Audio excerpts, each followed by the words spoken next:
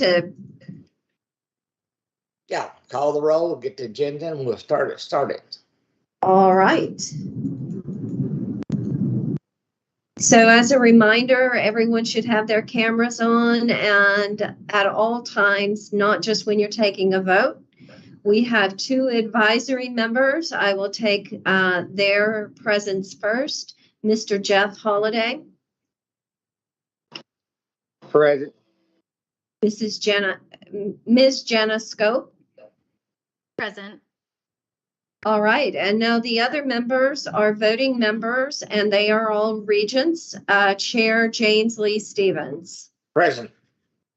Regent Russell Cox.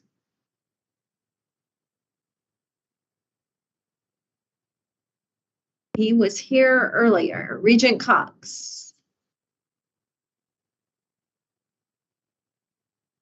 I see his mouth moving, so we're going to say he's here. Regent Kimberly Green. Present. And Regent Keith Hamilton. Present. All members are present. We have a quorum. The meeting may begin.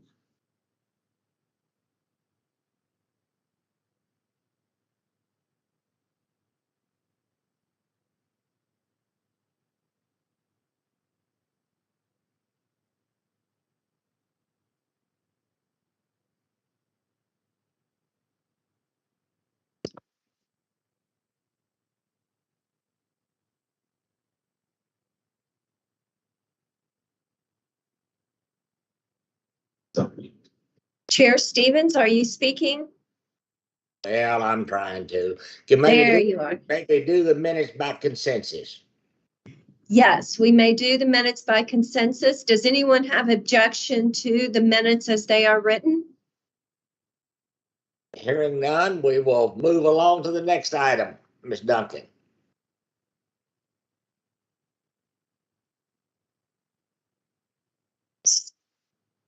So the next item is the internal audit. Is that correct? Yes, ma'am, that's correct.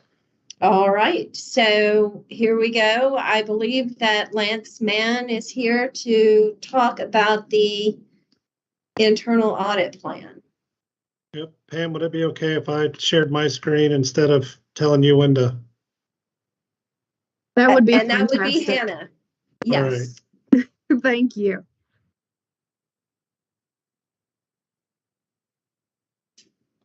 Just requested control. I didn't get it.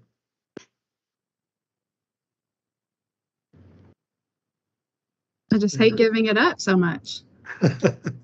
Lance, sometimes life's full of disappointments. It's like being at my house. Can you request again? It should go through. I don't know. Can you see that?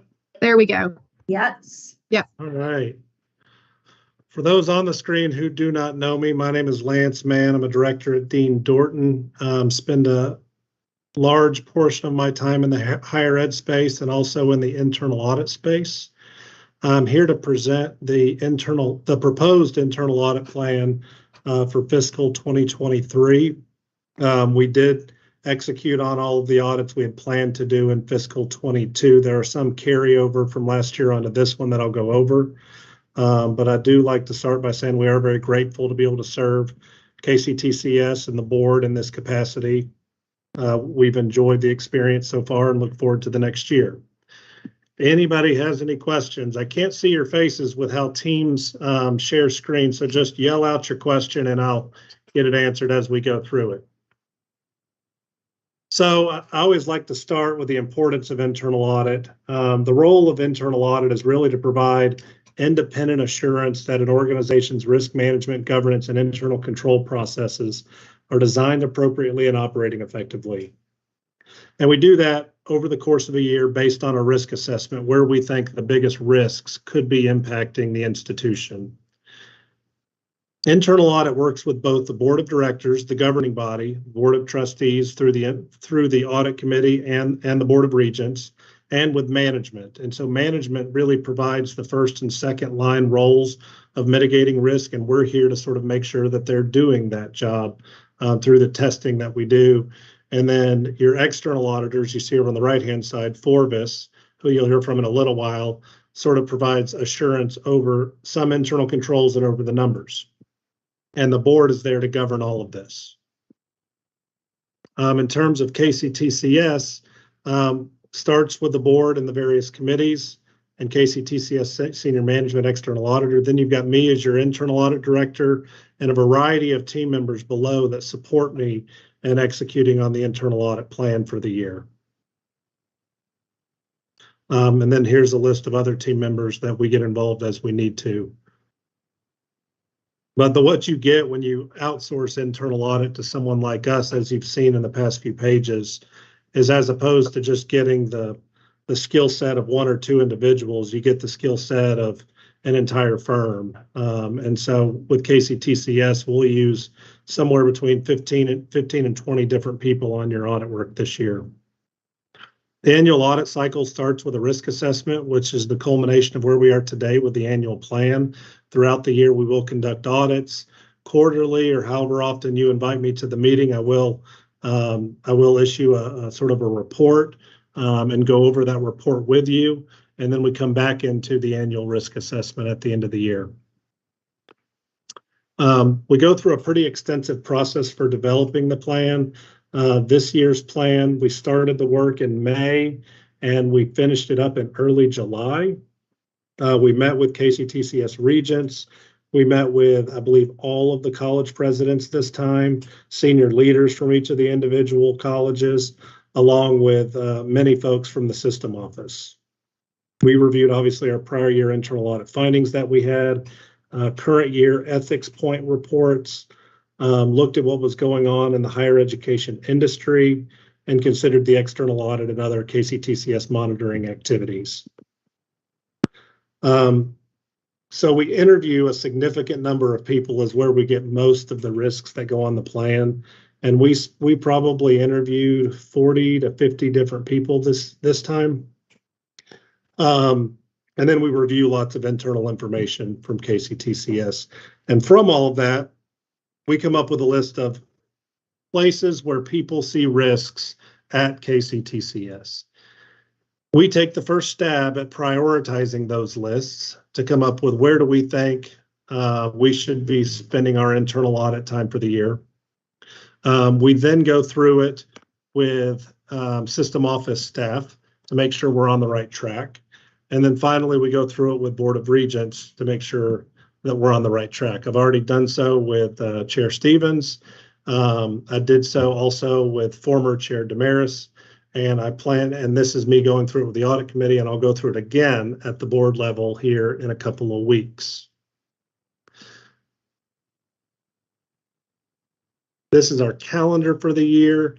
As I mentioned before, we went through the risk assessment, internal audit plan development with some of the changes on the KCTCS board and internally. I would have liked to have already started on a lot of these audits before today, but with those changes, we're just going to have a more compact internal audit schedule after this gets approved. So hopefully we'll get this approved in September and we'll start the most of our testing. We are doing some testing right now between September and next May, when we'll present the final report in June for you next year. Hopefully in April of next year, our plan will be to start your fiscal 2024 risk assessment with a plan of presenting that at your June meeting. So that way it's already approved before we get into the fiscal year. Any questions on how I came up with the plan before I get into the actual plan? All right. So first quarter, as I mentioned, we are presenting the risk assessment audit plan. We have started an audit in Maysville, a business office audit. We don't have any significant findings yet. We're still gathering a little bit of last pieces of information to finalize that audit.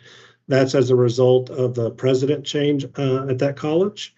And then we're doing sort of a targeted audit over pro card usage and conflicts of interest in the vendor space at Southeast Kentucky Community and Technical College.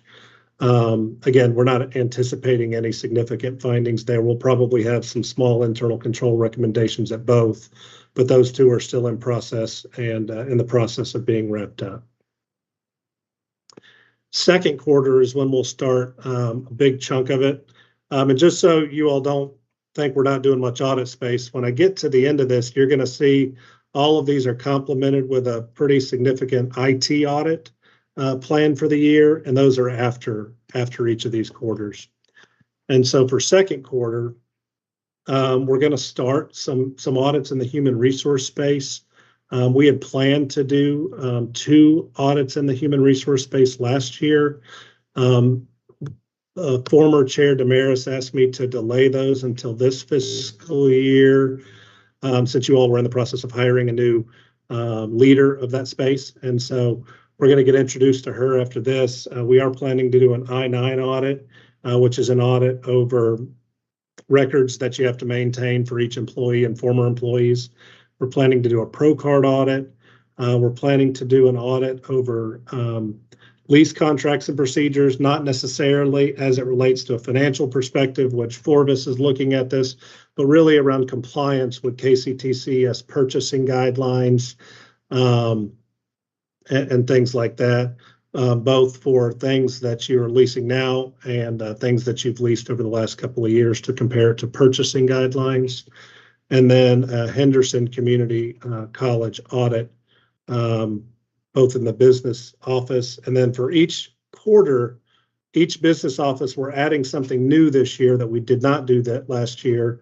And this was at the request of Regent Stevens and others, is we're going to sort of, in a way, audit the ethics point visibility on campus. And so as we walk the campus, are we seeing anything that would say ethics point is somewhere you can call if you have a question? Are we making sure that the employees are aware of the ethics point availability, which is your sort of ethics hotline for the organization? And so it's really to gauge the temperature of knowledge of employees knowing what it is. And so we're planning to incorporate that in every college audit we do this year.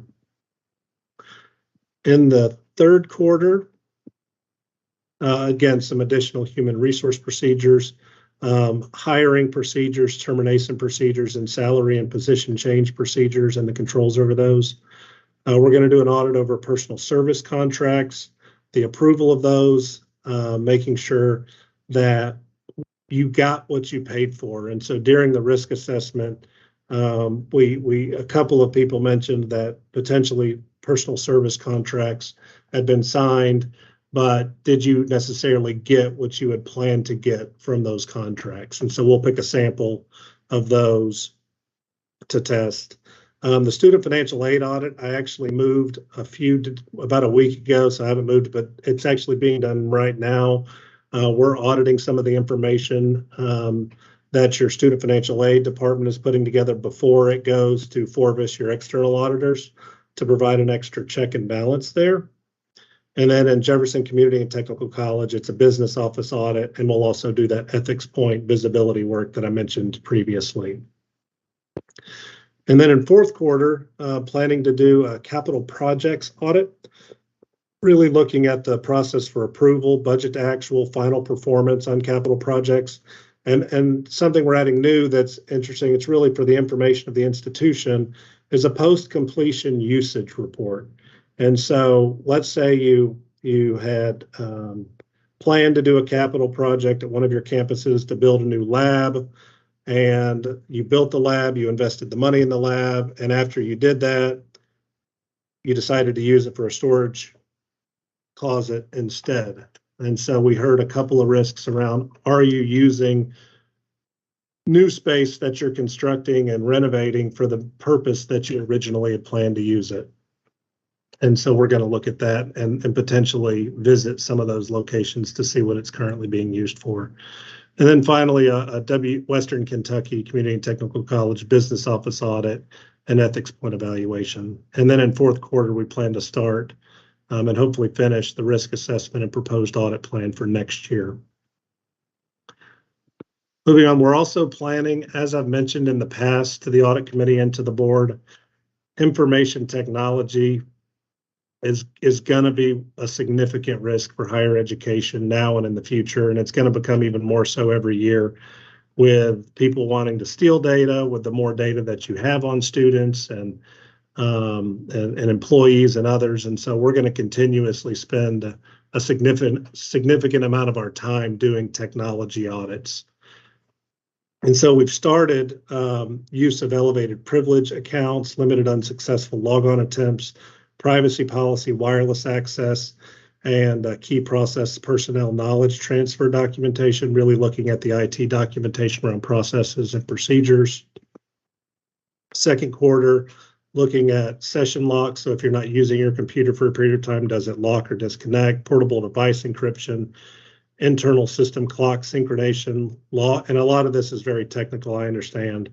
But log data security, control monitor, user installed software, making sure that the software on each of the computers is allowed to be there and is being controlled and looked at.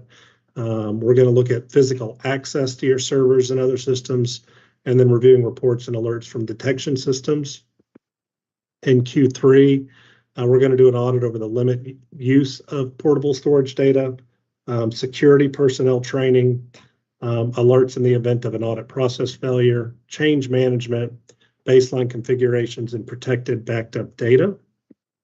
And then in fourth quarter, unique user accounts, an audit over asset management, which asset management just means your physical devices, computers, servers, printers, things like that. Security management, security configuration settings, incident response, patch management, and asset disposal. Lance, I have a question reference to technology. I'd like to hear the comments from Russell and Keith both, since Russell is in the medical field and Keith is in private industry. Is that on target, or is that one of the problems that you all are having in your industry, whether it be medical or manufacturing? And I just like for you all to feel free to chime in and add anything or your thoughts about that. Thank you. This is Keith Hamilton with LB Manufacturing. So we have seen several instances of upticked opportunities to sort of breach our data, especially trying to attack as we have wires go out. There are some suspicious emails that come in with attempts to change the wiring to location, but we've involved our external IT source to kind of bulk up and beef up our defense mechanisms. But yet it is an ongoing problem, and we are seeing much more attempts here just this year in data breaches, attempted data breaches anyway.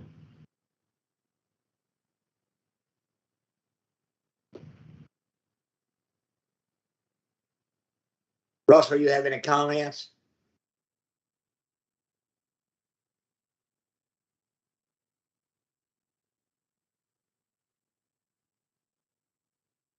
He may have frozen there, James Lee. All right, we'll come back to him if he unfreezes. Okay, go ahead, Lance. Lance, can I ask you one question? This is Paul. Of course. So I know our external auditors do a lot on the IT side as well. Do you all sync up at any point? Because there seems like there'd be some overlap in this and what the external auditors do as well. I don't know that we sync up together. The same team that performs this work also performs external audits of public institutions. And so they kind of know what's handled from an external audit perspective because they do both. Okay. The external audit perspective is really a small checklist. Have you done an IT risk assessment? Check. Have you met the requirements of GLBA? And then they also dig in a little bit more on your system-related controls over student financial aid, which we're also not doing here. Okay. Yeah, and Paul, this is Jennifer with Forvis. Sorry to jump in, but we did have our IT individual. So as Lance mentioned, we can do a high level or we can do a scope in. And so we did have our IT folks, not just our external audit folks like myself, did look into some asset management and do some. So we obtain the reports that Dean Dorton completes. So we analyze those to see if we can lessen any of the external audit. So that's where we will need to coordinate with Lance to look at that to make sure there's not duplication on that regard. Yeah. Good. Thank you. Appreciate it. Thank you, Jennifer. Yeah. Anything else, Paul? No, that's it. Thanks. I was just curious. I'm glad. I know you're probably glad we weren't around when you were the IT guy. Yeah, I was just going to say, I know. Yeah, this is, for those of you not familiar, our internal auditors, when it was in-house, really did very, very, very little around IT. And so most of but our external auditors did quite a bit. So, this is, and I want to just give kudos to Chris Howes and his staff. They've done a really good job with this. This is a lot of nitty-gritty, difficult work, but it needs to be done. So I appreciate it. Thank you. Yeah, I will say we've worked with your now IT director for many years in the past and before KCTCS. You do have a strong team. A lot of what we're doing here is catch-up work on things that may have not been audited in the past. And so you won't always see this robust of an IT audit plan every year, but we are doing a little bit of catch-up work for the first couple of years.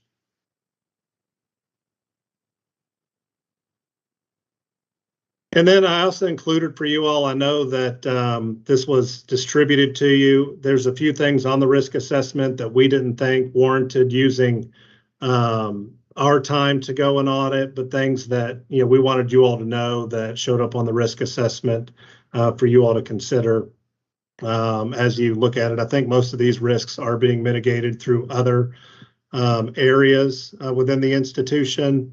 But as the finance team or asset management team or facilities management group or people that are working on different programs work, they could be aware of, hey, make sure you're monitoring these different things.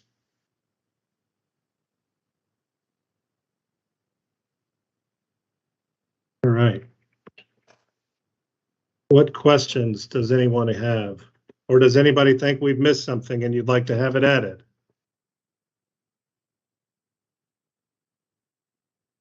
Lance, I have a question, and maybe that you have some more information. We talked about contracts, and the limit on the amount of contracts is. So instead of me, or I can bring that up, I asked you what the amount was before Board of Regents had to approve anything, and you thought it was, you led me to believe you thought it was $1 million before it went before the board, and you and I discussed that. So would you discuss that a little bit with this committee, please? Yeah, I can't remember the exact amount, and Council Duncan can probably weigh in on the exact amounts of how much of the contracts have to go before a committee, what has to be RFP'd out. But the risk here that we're going to be auditing for is contracts that may have been entered into that whether or not they went before the board or a committee or had a proposal put out for them, but you didn't necessarily get the deliverable. So you paid for something, they billed you for it, but you didn't get it. And so that was, whether it's a true risk or not, it was mentioned by a couple of people during our interviews that you have a lot of consultants and contracts, and you may or may not be getting what you're paying for. And the monitoring over those and making sure that there's good controls over monitoring contracts and vendors like me. Yes, and I appreciate that. And maybe I need to turn to Pam is that, because I asked the question to Lance was, did he have any idea what the dollar amount was before a contract was presented to a committee or to a board? And we discussed amount, and so I was led to believe it was $1 million. And personally, I'm thinking that's a lot of money to give any department head, or even not embarrassing Paul, even the president, $1 million to spend without the knowledge of the board. So Pam, do you have any idea? Is there an amount out there anywhere? So I'm in with Buddy and Beverly, but I will just say what I know just briefly. When you're talking about services contracts versus professional services contracts, those are two different things. If you're purchasing something or you're going out for technology that you want to implement, so that would all be in the procurement area. But for professional services contracts, the two things that are important is that you have a service that actually fits under the statute, such as accounting or legal services, architecture, that sort of thing. And then the second thing is you are looking at potentially being over an amount that could be just a purchase order. And I believe that's 19,000. They may have raised it. I'm going to look toward Buddy and Beverly to see if they know right off the top of their heads. I do not. Okay, so we don't know what the amount is, but we do know that the very first thing is that it has to fall within the subject matter of a professional services contract. And then I believe it to be about $19,000, $20,000 is the ceiling, and then it would have to go in front of, it would have to be an RFP at that point. But the procure to pay people would actually be the experts on that. Okay, the RFP is, I guess that's what I'm getting back to is, so we do not have a limit on that. Is that your understanding? Oh, no, if you're saying a limit, are you talking about the ceiling or the floor? Because there is a minimum that doesn't have to go to RFP. But if you're talking about a ceiling, then, the RFP is just what does it cost to conduct the business that you want to conduct. So it's not $1 million, nowhere near $1 million. It is, the first question is this a service that has to go to an RFP? And that could be for professional services contract, or it could be for just a regular contract, which are two different things. Right. Okay. Thank you. And Pam, you're right on the $20,000 for RFP. I think what Regent Stevens was asking is there an amount for which the board would have to be involved to evaluate the results of an RFP? Okay. So currently, basically in our, administrative policies and procedures, transactions over $1 million go to the KCTCS president. So anything over $1 million just automatically goes to the president. Doesn't have any stipulation in there that anything above $1 million requires board approval or anything in the current policy and procedure. Okay. Did you hear that, Chair Stevens? Yes, ma'am, I did. And that was my concern is for that amount of money is that, but I will discuss that later. I've just asked Lance that's an awful lot of money to, without the board's approval. That's just my one opinion to authorize $1 million or something like that's what I'm saying. But we can discuss that later. All right. Sorry, I Hannah misunderstood your question. I think Hannah had her hand up. Oh. I was just going to say, I think that the $1 million confusion may be coming with the capital projects, because I believe the board has to approve a capital project that is $1 million or above. Paul, you had a. Yes, I just said, Lance, is there a rule of thumb across the universities? $1 million in many of these budgets is not very much money. No, I don't think there's a rule of thumb. I mean, obviously, any PSC has to go before the Legislative Council in Frankfurt. I think I have another client that has a $400,000 one that goes before a committee of the board. You all have to you all are, we're probably marching more towards the two larger institutions in the state, area. $1 million from my perspective probably isn't an unreasonable amount to go before your board. but you also have to go with whatever your board would be comfortable with, if that makes sense. Yeah, I know that's I've got fine. another client that has a $400,000 limit. I can't remember which one it is. Okay. Thank you. Yeah, and that was, thank you, Pam and Paul. That was just my comment is, and Lance and I had talked about that. I think that, it may, I just like Pam and us to talk about it at the appropriate time is, I think $1 million, and I understand about the architects and all of that building projects, but I think that's an awful lot of money that to go before an RFP or professional thing is that make sure that the board's aware that that's what the contract calls for is what I'm saying. Thank you. All right. Any other questions? Back to you, Lance. You've got us the rest of the time. Go. No, that was my presentation. I'm here to seek your approval or dissension on my plan for the year or adjustment to. Yeah, I'd like to, Miss Green, I'm going to call on you. I'd like for the Board of Regents members that have any comments on what Lance has given us or any other comments. Kimberly?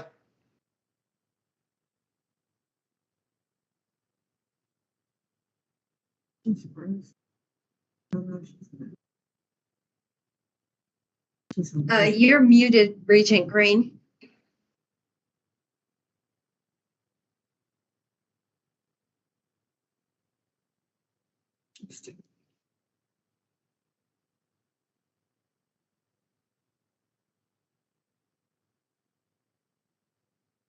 Maybe she got mad and left, Kimberly. She's there. She just is having audio difficulties, I believe. Probably the same thing Russell did. Keith, while we're waiting for Kimberly, you have any comments? I do not at this time.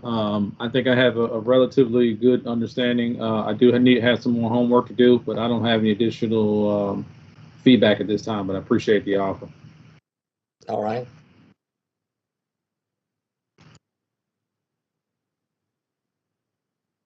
Any other, the staff, Paul, you have any other thing you'd like to add?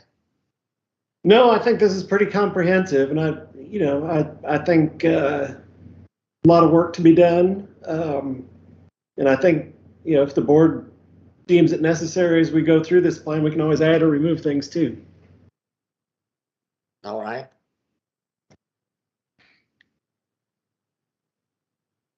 Pam, I don't see any. I know that Kimberly is trying and cannot get on, so I don't see any other comments. Hannah, do you have any comments? No, sir. Buddy, I'll ask for your advice and consultation. Do you have any comments you'd like to address to the committee? No, we'll be working with Lance as much as we can on this and provide updates to the board as we move along through each quarter. All right. Pam, I guess we can call for adjournment. Is that correct? Unless there's somebody else got some other things they want to. No, we need to first of all accept the internal action plan. So we need to have a vote that we are accepting the internal audit plan for fiscal year 2022-2023. All right. So before we take that, I need a motion to approve the internal audit plan for 2022-23. So moved. I'll second. All right. And I will call on our advisory members for any comments first. Mr. Jeff Holliday, do you have any comments you would like to add before we take a vote? Well, I'd just like to say that, their concentration on the IT looks pretty comprehensive, and with a lot of people working remotely, a lot of students being on remotely, that's probably an area that's just going to continue to grow. And I'm glad to see that it's getting the attention it deserves. All right. And Jenna Scott, I'm sorry, Jenna, please tell me your last name. It's okay. It's Scop. It rhymes with stop. So hopefully Okay. that's pretty easy to remember. I will remember from now on, and I apologize No for any. worries. Okay, so do you have any comments?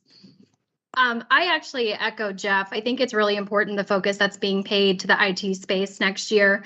I do audits in the financial services sector, and we've seen instances where, you know, people haven't gotten out ahead. I don't know if that's really possible, but really done their due diligence around in the IT space, and, you know, data has been taken hostage, or they've had a lot of issues, haven't listened to the auditors to correct any issues that might be found. So I think that's really important. And I know, you know, Lance was saying this is so much for the next couple of years, but I think it's going to be very beneficial to get everyone's heads wrapped around where everything is at.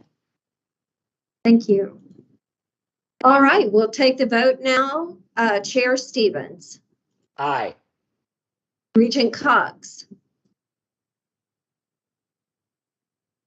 Okay, we got his camera Pam. It is his Regent camera. Cox needed to turn off video at 4:30 to go mobile, I think. So I don't believe he's going to be able to do video. Okay. Regent Green. She's still having audio problems. Has she got visual?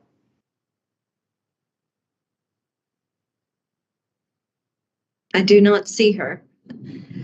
Regent Hamilton. Yes. Okay, I only have 2 votes, and it can carry by the majority of votes that are cast. So we actually need to have, we actually have a passing motion with 2 votes. Yeah. Correct. I thought for a minute you're going to send you back to elementary school there, Pam. No, I pulled off that math pretty well there at the last minute. Okay, God bless you. Hannah, you had a question? Just a comment, with this passing the committee, it will be presented, the audit plan will be presented to the full board at the September 15th and 16th meeting. I believe that Mr. Mann will be at that meeting virtually to present, and the full board will approve the audit plan moving forward. Yes, Lance, and we want the Cliff Notes, as you and I talked about on the phone. So we have a lot of things on the agenda, but we really want you did a great job today. So I think your presentation today falls right in line, and I really appreciate the comments about IT. So I think that's, you know, all of the things you're doing is important, but I think that is a very concern of everyone as the IT people. So I appreciate that. Thank you. Any other questions? All right, Ms. Duncans, back to you now.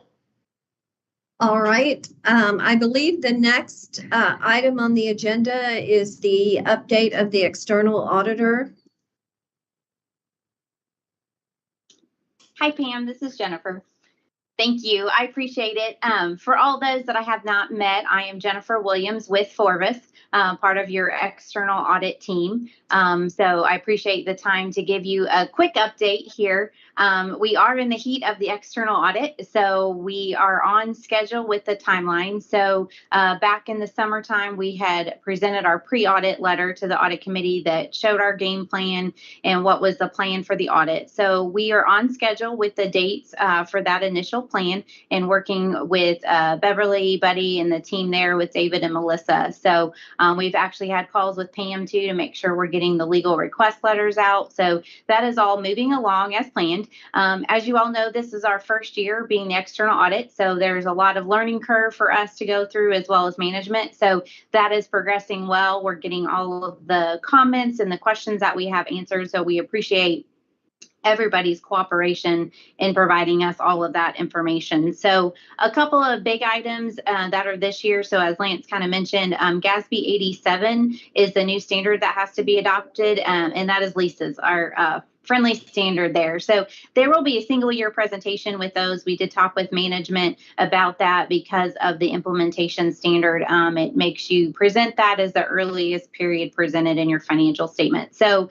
management has gone through that undertaking to look at that. And basically what that entails with 87 is all the leases. There used to be capital versus operating. And so now you don't have a distinction between those. And so there's a lot of movement on the balance sheet is what we, and the statement of financial position. So we are working through that with management, but that is a fairly big undertaking for them to go through that and analyze all the leases. So that is the one big item for the financial statement side. In regards to the single audit, we are going through 4 major programs. So we are looking at the student financial aid cluster. We are required to test HERF. So that was the money from COVID for the students. So government made that a high-risk program. So we are required to test that. Then we have Perkins 5, and then we also have the coronavirus state and local fiscal recovery funds. So those are the 4 items that we had to look at. And again, those coronavirus, again, with it being related to COVID-19, they did dictate those as well. So we have some flexibility and some risk assessment, but when the government tells us it's high risk, we don't have as much flexibility on that. So we are going through our reviews. We did get the first round of the draft of the financials. So we are working through those and providing management comments. We also did conduct site visits during the summer. So we did look at internal control processes at a different scale, obviously, than your internal audit. And again, just a reminder from an internal versus external audit, different lens that we're kind of looking through. Lance is in much more into the details of the internal audit. So, and then has the plan. So the external audit, again, we have our primary focus and looking at the financial statements in the single audit and going through that process. So again, looking at different items, but again, still have that process to look through. And so just wanted to provide you a high level as we are working to that deadline of the first week of October, where these have to be presented to the state. So that's kind of our overall timing from the external audit standpoint. Jennifer, if you would, or Lance, one, as both of you or separately start your presentation, would you please explain to the board the different types of audits and what they're for? Because we'll have 2 new students on there. You'll have people like me that need constant remediation, what they're per purpose of. So if you all will do that, I think it would be a great help to the 2 new board members, and we'll have 2 new students, and some of us elderly people may need to be refreshed. So if you all would do that, I would certainly appreciate it. And I see Miss Green is back on the camera now, and so I want to give, before we sign off, give her an opportunity to speak. But go ahead, Jennifer. Thank you. Thank you, Chair Stevens. Yeah, that was all the comment I had from a high level perspective. So I'm happy to answer any questions in regards to the external audit and our process. Any questions for Jennifer? Kimberly? Okay. Keith? Nothing additional. Thank you.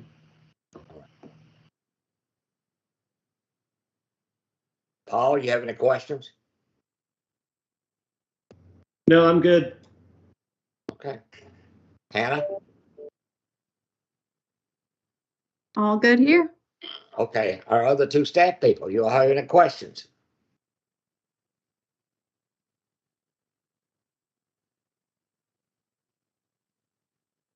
I believe we're good, Chair Stevens.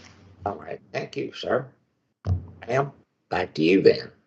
All right. Well, it looks like we are at the point where we can adjourn. So if we could have a motion for adjournment.